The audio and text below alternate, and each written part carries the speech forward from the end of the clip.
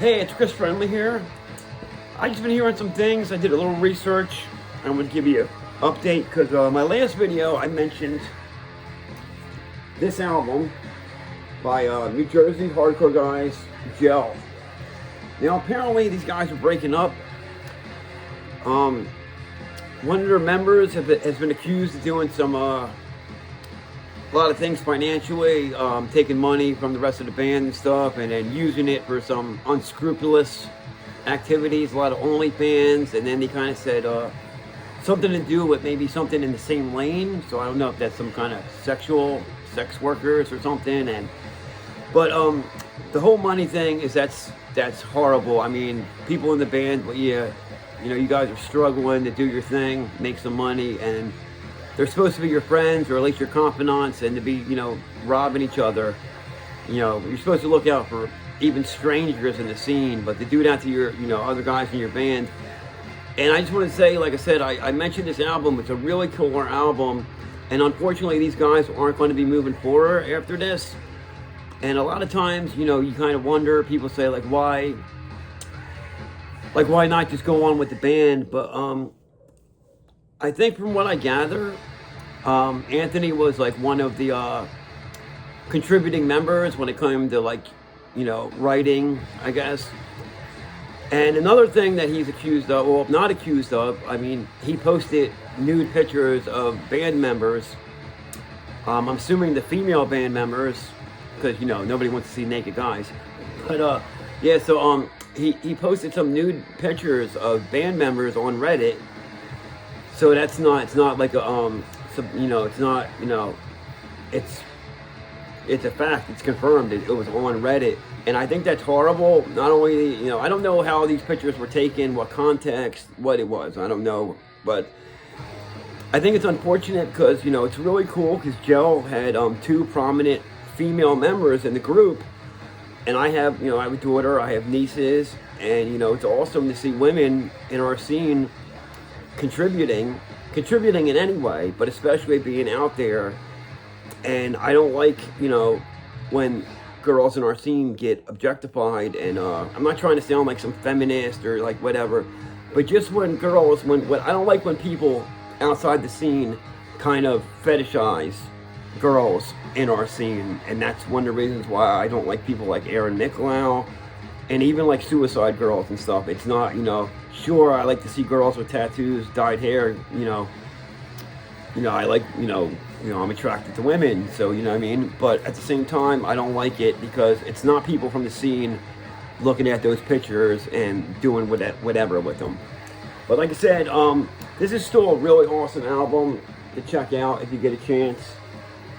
I also have one of their 7 inches. I have some of their other stuff. They did a split with Cold Brats, 12-inch EP. I think it was 4 songs each. They did another 12-inch EP, I think it was called Persona. They just came out recently. They had a couple big tours coming up. But it's a really cool 7-inch on Atomic Action Records. And while we're here, I just wanted to highlight some other Jersey bands. These guys are, Gel was from Jersey, and it's sad to see that they're not going to be moving forward. But hopefully the other members, can move forward, do something without this guy, because he seemed like a negative dude. But Jersey in the 90s and stuff, it was really about Headache Records. And Jersey punk, you got to mention Blank's 77. This was either their first or second 7-inch. Not sure, but some other stuff on Headache was Those Unknown, Mental Decay, The Cuffs, who I mentioned in my last video, but I had to mention them again if I'm going to mention Headache Records, New Jersey, and punk. Niblick Headbane. Now, a lot of these bands are more like Oi and stuff. Headnick Stew. Notorious Grumble. The Broken Heroes. And I'm trying to just, I have multiple stuff releases by these guys, but I'm trying to keep it to 1 7-inch. But with Head Wound, I had to show both of these because I thought I really like both of these covers. The first one's got a really cool illustration, but the second one's kind of got that iconic, just, name, real simple and stuff. And another label was Squigtone Records. Squigtone, I would believe, was run by the guys from Squiggy. And here's one of their 7 inches, which was a split with the Outsiders, which, if you could tell, was these guys are more like rockabilly and stuff. Here's another Squiggy 7-inch. This one is another split with the Oi Scouts, who are a great, straightforward, street punk, band. And this is not only is this a really cool cover, and if anybody knows where you can get this shirt, the Simpsons shirt, let me know, comment. This also has the 2 songs are Police Harassment and Another Battle. Another Battle is one of my favorite songs by these guys. And this band, Blind Society, who's also, they did a split with the Oi Scouts also. But these guys are real cool, 2-singer, hardcore. I saw them a couple times in Jersey in the, I believe the early 2000s.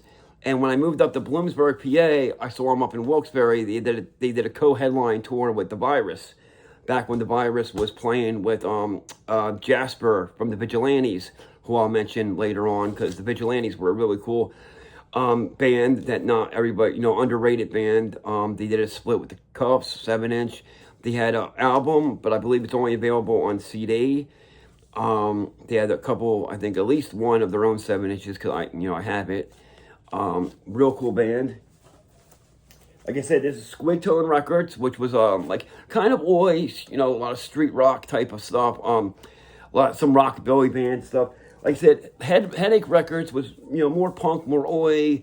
A lot of those bands, Wretched Ones was another band that did a lot of stuff on Headache, but I don't have any of their 7 inches. Unfortunately, I lost them. I had most of that Wretched Ones stuff. They're one of my favorite bands all time.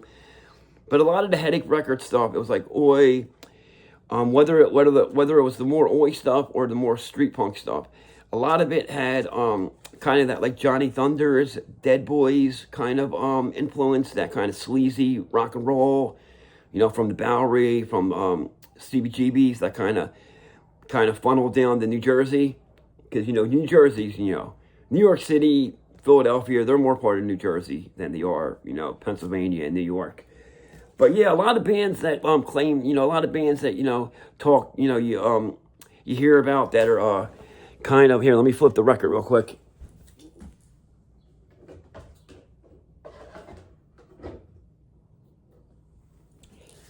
Sorry about that. But a lot of bands that you hear that have that kind of Ramones influence. Now, Ramones influenced everything. They really laid the groundwork for punk rock.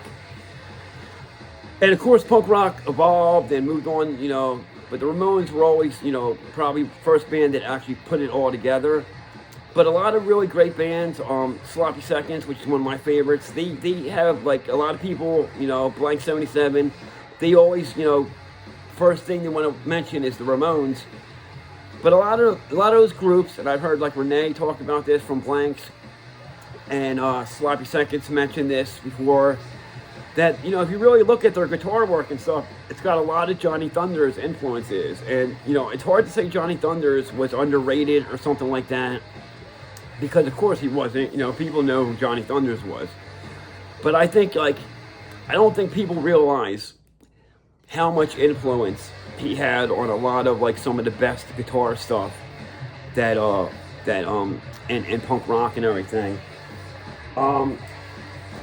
Oh, speaking of Sloppy Seconds, Head Wound on their full length actually have a song called Sloppy Seconds where they do kind of some of the chants from Sloppy Seconds.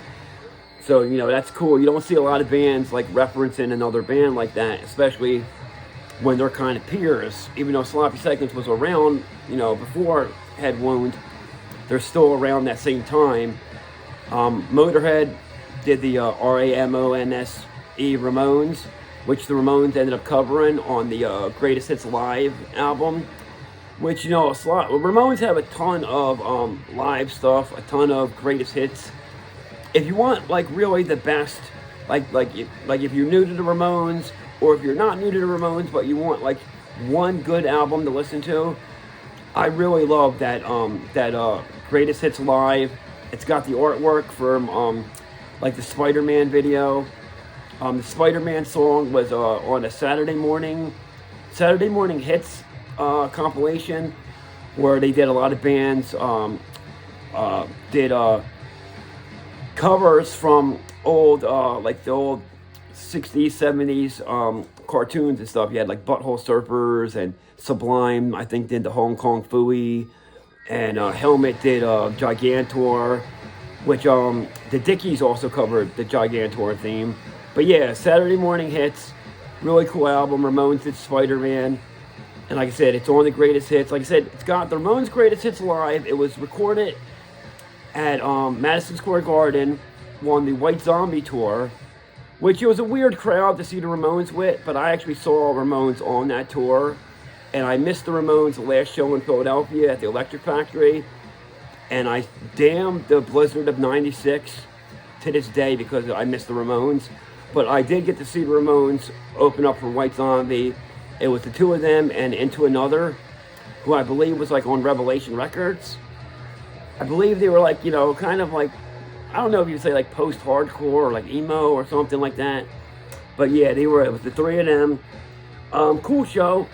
Like I said, I would have saw the Ramones with a Fleetwood Mac crowd if it meant me seeing the Ramones. A couple other Jersey albums on the show.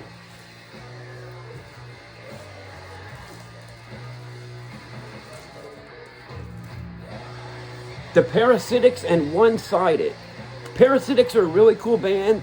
They really put their played a lot of shows, put their dues in. They got a full length out. I believe it's on. I don't want to mess this up, but I believe it's on Violated Records. But Parasitics also did a split 12-inch with Blank 77. It was one of Blank's first releases in a long time.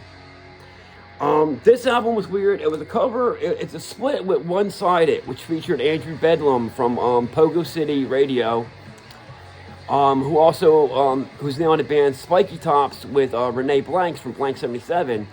But this was a funny album because I ordered this pre-order real early on, and it kind of took a while to get to me.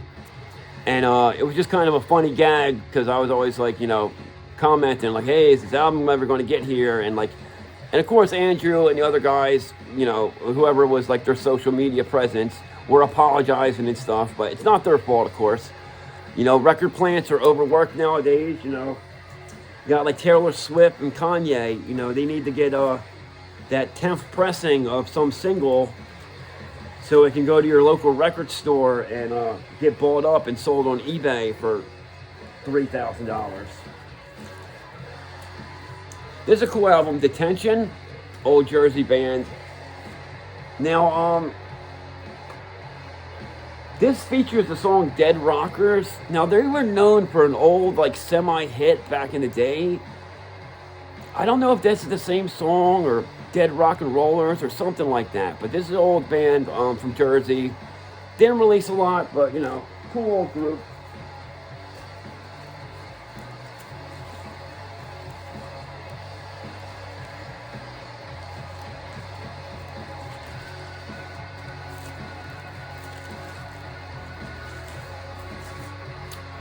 The Wussies, these guys were, you know, kind of weird, whatever, like,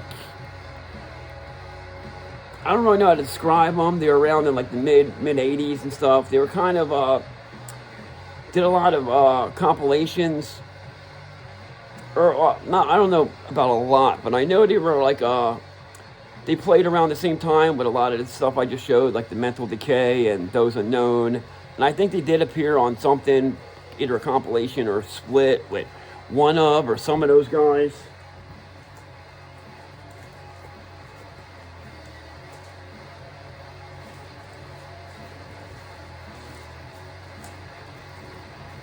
But like I said, check this album out.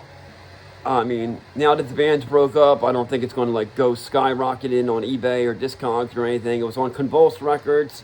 I don't know if, I don't think the original is available anymore, but they might have a repressing.